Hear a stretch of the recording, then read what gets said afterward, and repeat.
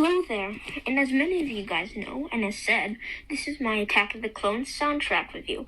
As sadly as I didn't enjoy The Phantom Menace or Attack of the Clones as much as I thought I would, I did enjoy the soundtrack a lot in The Phantom Menace. I found it had very good cues. As an analogy, I used my hand as a city. I didn't feel like there was enough buildings in it. So does Attack of the Clones also feel that way?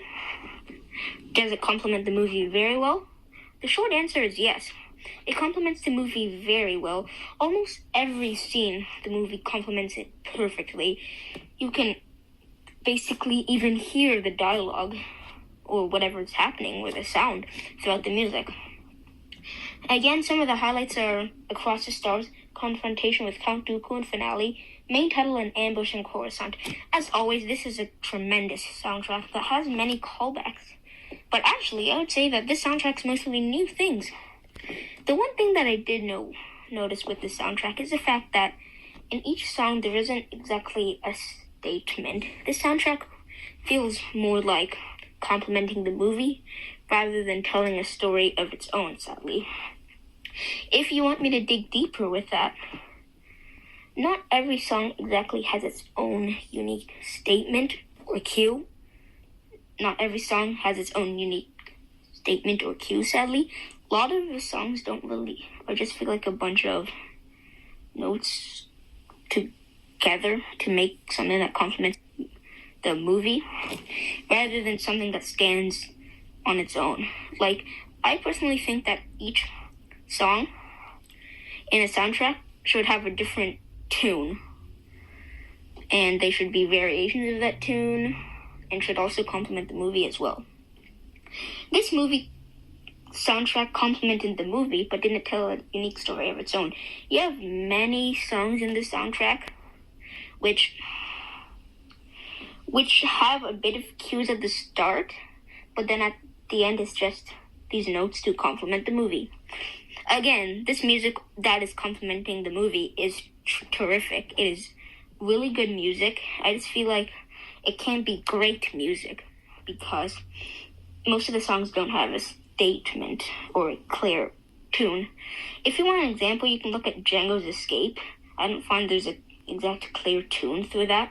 It's just a bunch of notes mashed together to create a tune. But again, these notes sound great. It complements the movie great.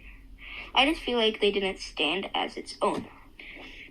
Again, this is a great soundtrack. Sadly, it is one of my weaker soundtracks in my opinion. But it is still very good. I can listen to the soundtrack all day. And as many know, this is a soundtrack where you can start to tell that this movie is becoming prequel era. Like, everything is just different. We have some really genius callbacks that complements the movie very well.